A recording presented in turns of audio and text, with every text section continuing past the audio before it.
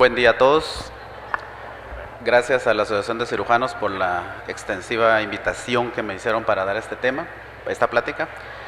Veo en el público muchas caras jóvenes.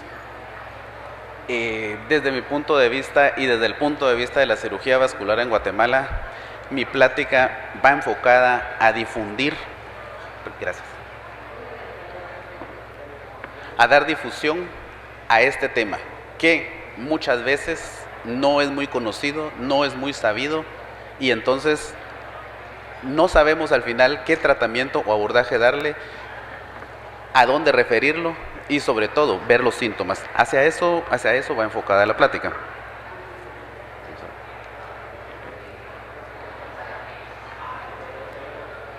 ¿No funciona?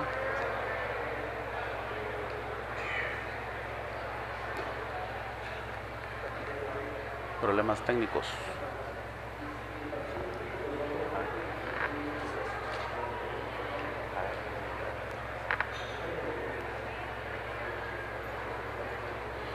Muy bien, ahorita mientras empezamos, este tema de enfermedad carotidia es uno de los temas, digamos, más fascinantes dentro de la cirugía vascular, junto con la cirugía aórtica.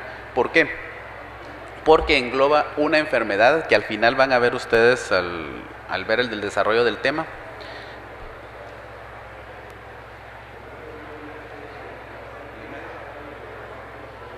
Al final del tema van a ver, esta es una de las pocas cirugías o de las cirugías que podemos catalogar como una cirugía preventiva. ¿Por qué? Porque nos va a prevenir de muchos problemas y complicaciones derivados de la patología.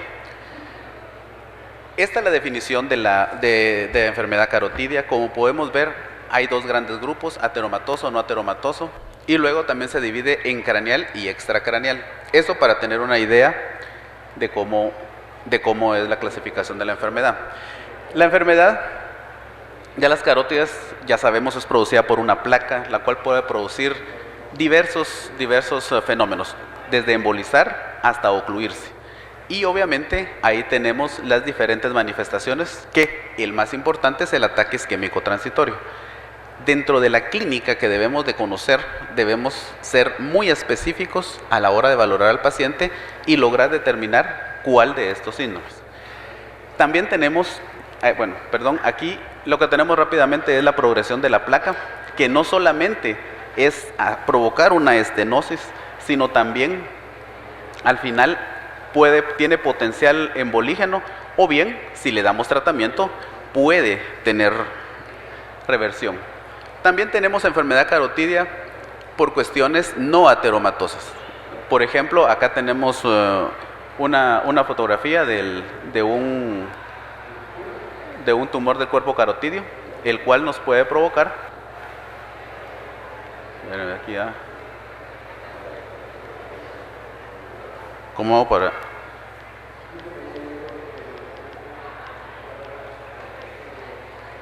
Ahí está, perdón. Entonces tenemos diferentes patologías, como vemos abajo, arteritis de Takayasu, células gigantes, daño por radiación. Hay diferentes formas que nos pueden dar esta patología.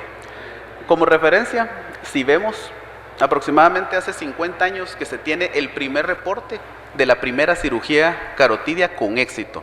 Si vemos, no es algo, digamos, tan reciente.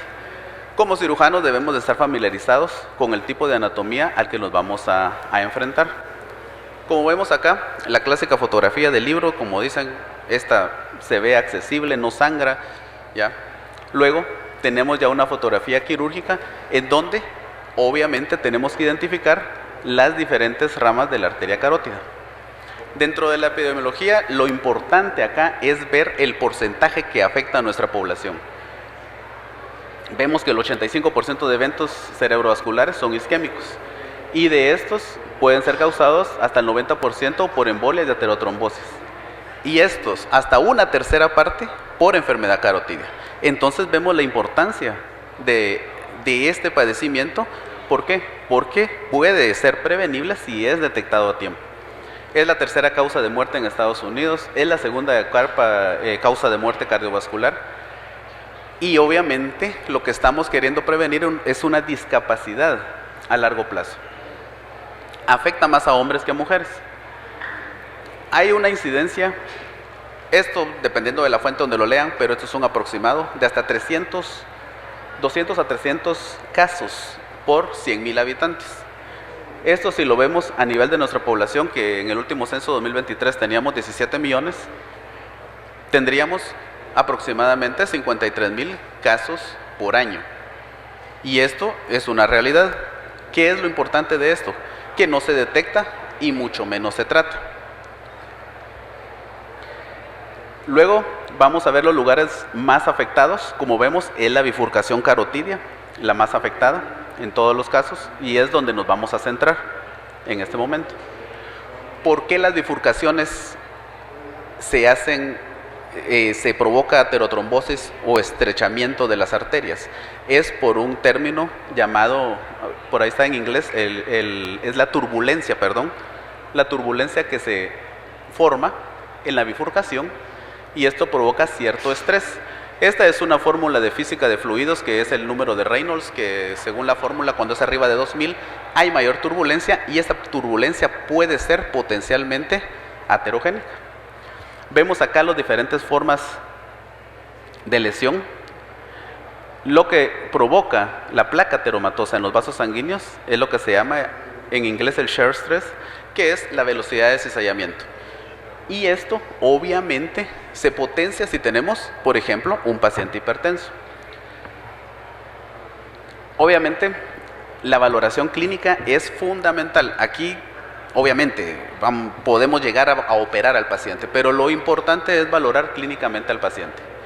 Aquí vemos cómo nos podemos enfrentar a diferentes formas en la patología, desde placas ulceradas, placas con depósitos de plaquetas, y que posteriormente estos depósitos de plaquetas, que son microscópicos muchas veces, provocan síndromes neurológicos en el paciente, que muchas veces no son incapacitantes, pero son avisos que el paciente obviamente va a presentar un problema más adelante.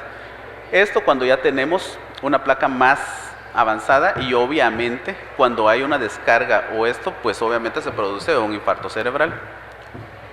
Como ya sabemos, tenemos factores prevenibles, factores modificables y no modificables. Con nuestro paciente tenemos que trabajar los factores obviamente modificables. Si no trabajamos los factores modificables, difícilmente vamos a tener un avance. Aquí tenemos una tabla donde entre más factores de riesgo tengamos, como estos, vemos el potencial de tener un evento cerebrovascular en el siguiente año. Y obviamente esto es donde se basa un paciente que tiene 6 factores, tiene hasta un 40% en el siguiente año de tener un evento cerebrovascular. Aquí es donde diferenciamos el ataque isquémico transitorio, que es un déficit neurológico que no dura más de 24 horas, pero que el 80% regularmente cede en 8 horas. Es aquel paciente que deja de ver con un ojo, que es la maurosis fugax. Es aquel paciente que de repente se desorienta, no sabe dónde está, no conoce a sus familiares. Es aquel paciente que tiene una paresia de un brazo, ¿ya? O es aquel paciente que tiene un síncope. Entonces, todo eso obviamente hay que estudiarlo y hay que descartarlo. Hay otro síndrome que casi no se presenta, que es que es el déficit neurológico focalizado. Puede durar hasta una semana, y ya luego tenemos el evento cerebrovascular ya con todos los cambios establecidos. La otra pregunta es, ¿tratamos a un paciente quirúrgicamente con un evento cerebrovascular? Esto va a depender de cómo se recupere y qué funcionalidad tenga el paciente. El diagnóstico es muy importante. Actualmente lo importante en estos casos es tener la certeza. Tenemos que estar seguros de lo que estamos tratando es enfermedad carotidia. ¿Por qué? Porque pueden haber síntomas inespecíficos de la enfermedad, y eso ser manifestación de otra enfermedad. La severidad del caso, ¿ya? ¿Qué tanto debemos correr con el caso? La relación con los síntomas es muy importante, y qué potencial quirúrgico tiene ese paciente. ¿Es quirúrgico o es para tratamiento médico? Aquí tenemos la comparación de los métodos diagnósticos. El Doppler, el ultrasonido Doppler bien realizado, acordémonos que es operador dependiente. Eso va a depender de la experiencia que tenga el ultrasonografista para hacerlo, vamos a tener en un 80% de los casos un buen diagnóstico. Dependiendo de los casos de nuestros pacientes que tengan algunas otras cuestiones, pues ya podemos completarlo con otros métodos. La ventaja del Doppler es que es más económico, no es invasivo y nos puede dar mucha información con respecto a la placa que estamos estudiando. Por ejemplo, aquí tenemos varios ejemplos de cómo podemos ver muy bien la placa. Tenemos cómo poder ver los rizos o dolicidades en diferentes perspectivas. Entonces, actualmente el ultrasonido Doppler es el primer estudio que le pedimos al paciente y muchas veces va a ser el único con el que podemos dar seguimiento al paciente, ya que tiene buena especificidad y buena sensibilidad. El siguiente que podemos hacer, si tenemos alguna duda en el tratamiento o en el abordaje, es la resonancia magnética. La resonancia magnética también cuenta con buenos datos de sensibilidad y especificidad.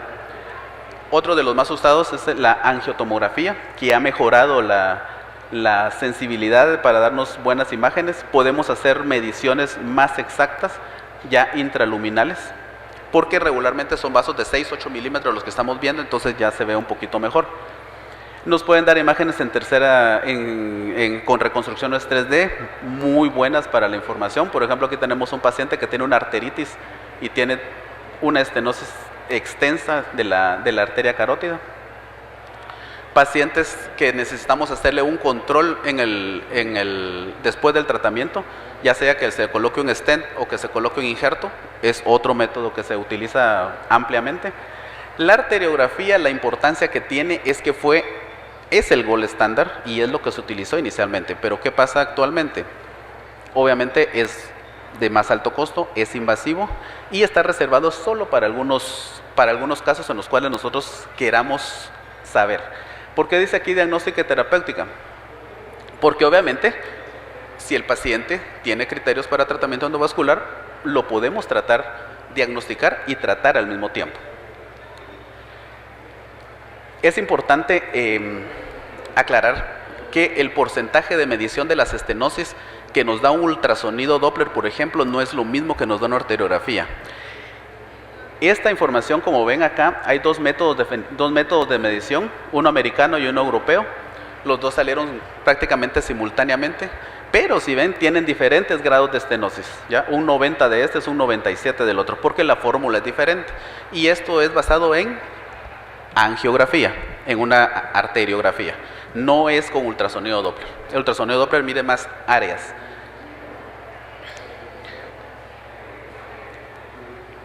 Ya con el tratamiento, que es lo más importante, la gran mayoría de nuestros pacientes vamos a tratarlos con tratamiento médico. La gran mayoría de nuestros pacientes, si hacemos un tamizaje de pacientes, la gran mayoría entrarían en esto. Como comentamos, controlar las patologías asociadas, dejar de fumar, obviamente, y la medicación, que obviamente es de manera indefinida. ¿A qué pacientes operamos? ¿A qué pacientes no operamos? Esto viene definido desde dos estudios que los ponemos acá arriba. Se dividen en pacientes sintomáticos, pacientes con enfermedad carotídea que tienen síntomas, y pacientes asintomáticos. Es aquel paciente que por alguna razón se realizó un estudio de ultrasonido y salió una placa o algo obstructivo. Entonces, de eso depende. El paciente es asintomático, el paciente es sintomático. Y luego también hay estudios en los cuales hay comparaciones entre los dos tratamientos, tanto abierto como cerrado. El tratamiento quirúrgico para el paciente asintomático regularmente es aquel paciente que tiene una placa con más del 50% de estenosis. Esa es una indicación. También el paciente que está asintomático y que ha tenido déficits neurológicos deben ser considerados para el tratamiento. Ahora, ¿qué tan frecuente puedo operar a un paciente que tuvo un evento, se recuperó, un evento neurológico, se recuperó y acude a la emergencia? Dice que el tratamiento, entre más rápido se haga mejor, debe ser considerado en las siguientes 2 semanas, si el paciente es quirúrgico. En el paciente asintomático, regularmente ahí sí tenemos que tener depende de la fuente, es variable, pero regularmente arriba del 60-70% de estenosis en la arteria carotidia para que tenga indicación. Ahora, muy importante, no solo, aquí estamos hablando solo de estenosis, aquí hay otro factor que depende de la placa. Si ven, ahí está las arterias carótidas y ahí hay una placa ulcerada. Esa placa me va a dar mucho problema. Esa placa me va a hacer al paciente asintomático y no me voy a basar tanto en la estenosis, sino en la clínica del paciente. Obviamente, si tenemos un paciente con una oclusión total de la carótida, eso es un proceso crónico. Ir a remover ahí sería más problemático, no solucionaríamos nada. El paciente ya compensó, esos pacientes no son candidatos a tratamiento quirúrgico. El tratamiento endovascular, pues obviamente desde hace ya más de 15 años vino a revolucionar el tratamiento dentro de la cirugía vascular. Actualmente es importante seleccionar muy bien los casos, hay muchos factores que podemos tener en cuenta para seleccionar los casos. Aquí ponemos algunos: paciente mayor de 80 años, paciente que tenga un cuello hostil, que haya sido radiado, aunque en algunas ocasiones el paciente tiene más criterios para abierto. Se ha operado pacientes con cuello irradiado, obviamente son condiciones especiales y un poco más adversas para el cirujano y más laborioso, pero se puede hacer. Parálisis contralateral del nervio laringio, ¿por qué? Porque si lo operamos del otro lado y le paralizamos, ahí sí lo dañamos aún más. Obviamente la oclusión o una estenosis recurrente. Hay consideraciones especiales porque obviamente no vamos a entrar por el cuello, vamos a entrar regularmente por un acceso femoral, y la anatomía obviamente es diferente entrar en este que entrar en este. ¿Ya? Hay más manipulación y obviamente eso puede aumentar las complicaciones. En cuestión de endovascular sucede lo siguiente: hay muchos dispositivos, marcas y cuestiones para utilizar. El cirujano debe estar familiarizado con el producto que está utilizando. Siempre se utiliza en la parte distal, vamos a ver ahorita una foto, un filtro, un pequeño filtro. Eso es un filtro de 6 milímetros. ¿Para qué? Para que durante el procedimiento, si existiera la posibilidad de formación de algún coágulo, un trombo, perdón, este queda atrapado acá. A pesar de eso, no hay un 100% de que no hayan complicaciones. ¿Puede haber infarto tras procedimiento? Por supuesto. Regularmente, dependiendo de los centros, se maneja entre 1 a un 3%. Entonces ahí es donde hay que manejar el riesgo del paciente. ¿Cuánto tiene el paciente de riesgo de presentar un evento cerebrovascular y cuánto riesgo tiene si lo someto a un procedimiento? Y obviamente hacer la selección. Esto es lo que básicamente se hace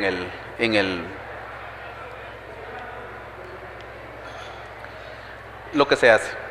Tenemos la placa, se pasa un catéter, se coloca el filtro en grandes rasgos y luego obviamente se coloca un stent que obviamente nos permite el paso de la sangre y liberar la estenosis, y con eso obviamente liberamos y reperfundimos el cerebro. Este es un esquema de todo lo que dijimos ahorita aproximadamente del manejo de la enfermedad carotidia. Al final, el mensaje que queremos dejar es tener en cuenta todos los síndromes neurológicos desde un síncope, ¿ya?, hasta un ataque isquémico transitorio. El paciente debe ser estudiado. ¿Por qué? Porque regularmente lo que se hace en nuestro medio es hacerle una tomografía pensando en que tuvo alguna isquemia únicamente. La tomografía en los primeros días puede salir desde normal hasta tener un pequeño infarto. Lo mejor es hacer una resonancia, pero a ese paciente hay que estudiarle. ¿Por qué? Porque ¿de dónde vino el problema? ¿Se puede volver a infartar? ¿Puede haber otro infarto, otra isquemia? Por supuesto, puede haber. Entonces hay que ver el tema, obviamente el tema cardiológico se ve primero, se estudia lo que son la cuestión carotidia para descartar el origen del problema. Al final, el manejo de la enfermedad carotidia se basa, pienso, en la identificación precisa del paciente con alto riesgo de complicaciones. A este es el paciente que le vamos a ofrecer mejoría, ¿ya? ¿Por qué? Porque mire, le vamos a evitar que le pase un evento cerebrovascular en el siguiente año. Ese es el paciente que se beneficia. Muy importante al hablar con el paciente ya para tratamiento quirúrgico. decirle, usted no va a estar ni peor ni mejor de como está ahorita, ¿ya? Su funcionalidad, su estado cognitivo. ¿Por qué? Porque lo que estamos es evitando, quitando el problema que potencialmente le puede dar un infarto cerebral. Al final de cuentas, ahí es donde la cirugía carotidia es una cirugía preventiva, ¿ya? Entonces, eso es muy importante hacérselo saber al paciente, porque el paciente puede decir, pues yo me siento igual que antes de la cirugía, siento que no mejoró nada. No va a mejorar nada, o sea, en ese sentido, vamos a prevenir un problema. Cada paciente debe estar individualizado para el tratamiento, basado en lo que es mejor para el paciente. Y la otra cuestión, el médico que está tratando el problema. Porque al igual que en toda especialidad de cirugía, un cirujano lo hace de la manera A, otro lo hace de la manera B. Esto depende de la escuela donde se haya entrenado, también de los recursos que se tengan, ¿ya? Si no tengo recurso endovascular para hacerlo, pues lo tengo que hacer abierto, ¿ya? Entonces, esas son las ideas que quiero dejar en ustedes, que al menos se piense como una opción a descartar siempre la enfermedad carotidia, ¿ya? Porque eso va a beneficiar mucho al paciente. Al final vieron todos los casos que tendría Guatemala, 50 y pico mil casos al año. ¿Qué se hace en esos casos? ¿Qué pasa? ¿Ya? Gran parte de esos pacientes es para tratamiento médico que no se da. Tarde o temprano pararán con un evento cerebrovascular. Y los que ya tienen enfermedad carotidia, ¿qué pasa? Pues lamentablemente en algún momento fallecerán. Si no se trata, un evento cerebrovascular, todos sabemos, y es muy común. Pasa también con el tema de los aneurismas de la aorta, que dicen, pues se desmayó, se quedó tirado, y todos dicen, se infartó, ¿no? Se infartó, pues sí se infartó porque ya no llegó sangre. Entonces, ese es el mensaje como médicos, que lo tengan en cuenta para beneficio de nuestros pacientes. Muchas gracias.